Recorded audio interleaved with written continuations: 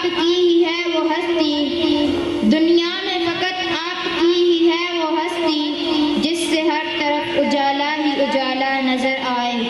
اب میں جماعت احمد کی جنید حفیظ کو دعوت دیتا ہوں کہ آ کر تقریر پیش کریں۔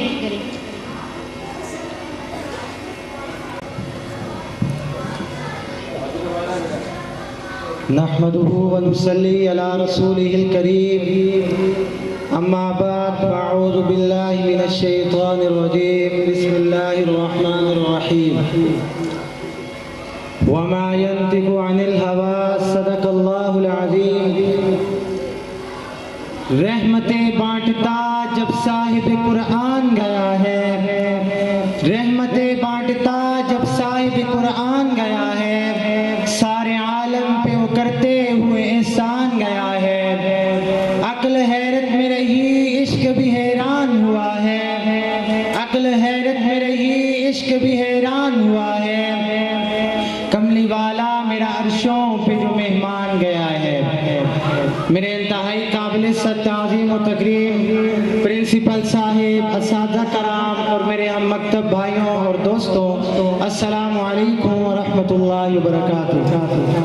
آج کے اس بابرکت محفل میں مجھے بھی اپنے پیارے نبی پاک صلی اللہ علیہ وسلم کے پاکیزہ سیرت کے متعلق آپ دوستوں کے سامنے گفتگو کرنے کا موقع ملا ہے۔ میرے دوستوں، ہمارے پیارے نبی کی سیرت، آپ کا کردار، آپ کی زندگی کا ہر پہلو بڑا ہی بے مثال، باکمال اور لازوال ہے۔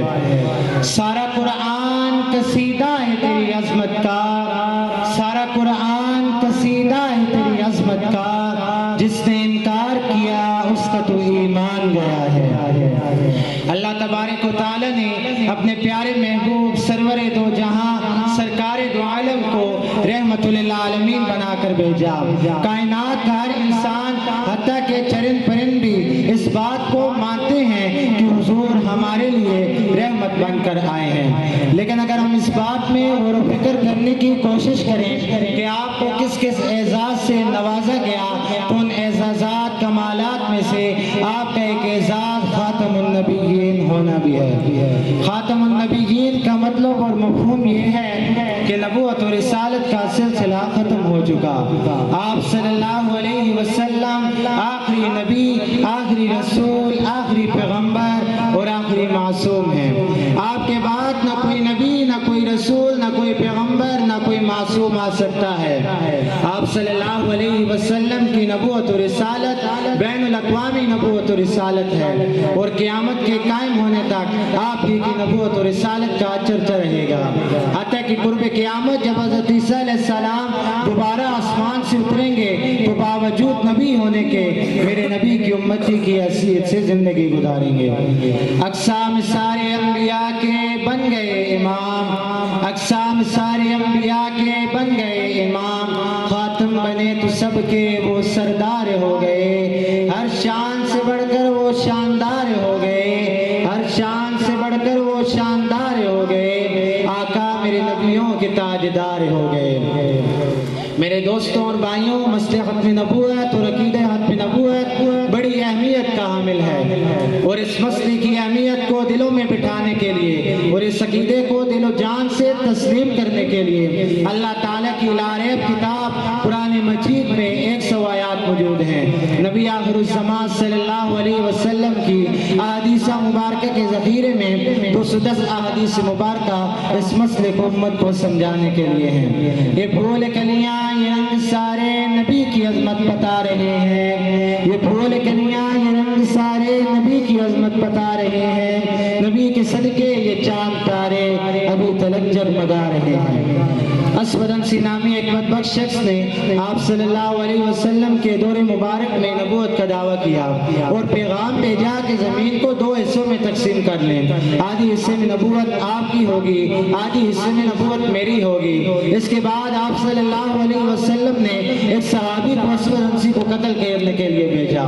آپ صلی اللہ علیہ وسلم کے زندگی کے آخری ایام ہیں اور مسلمہ کذاب نبوت کا دعویٰ کرتا ہے۔ سیدنا ابوبکر صدیق رضی اللہ تعالیٰ عنہ کے دور خلافت میں سب سے پہلی جنگ مسیلمہ کذاب سے لڑی گئی، جس میں سب سے زیادہ تعداد میں صحابہ کرام رضوان اللہ علیہ مجمعین شہید ہوئے اور اپنی جانیں مصلحت نبوت کے دفاع کے لیے قربان کر کے امت کو اس بات کی طرف متوجہ کیا کہ مصلحت نبوت کے لیے کسی شخص سے کسی جسم کا کوئی سمجھوتا نہیں ہو سکتا، چاہے وہ بڑی حیثیت کا مالک ہو، چاہے وہ ڈگریوں کا حاصل کرنے والا ہو۔ موجودہ دور میں اگر آدمی کو عزت دی جاتی ہے مال کی وجہ سے یا دنیاوی معلومات کی وجہ سے، حقیقی مقام و عزت میرے نبی کی غلامی اور کامل اتباع میں ہے، اس کے بغیر کوئی چارہ کار نہیں۔ ایسی ملی ہے عزت ایسا ملا مقام، ایسی ملی ہے عزت ایسا ملا مقام، ہر ایک کے واسطے وہ سرکار ہو گئے۔ میں تہ دل سے دعا گو ہوں خدا کرے ہم کامل انسان،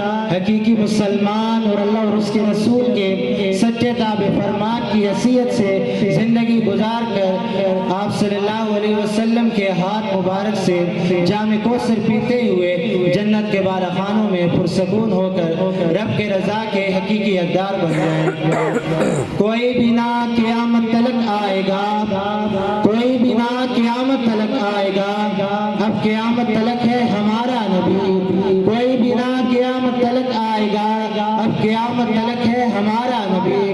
انبیاء کی کہانی ختم ہو گئی، انبیاء کی کہانی ختم ہو گئی، آخری ہے شمارا ہمارا نبی۔ میں نے تو دیا جلا کے سر عام رکھ دیا، اب جس کے دین میں آئے وہی پائے روشن۔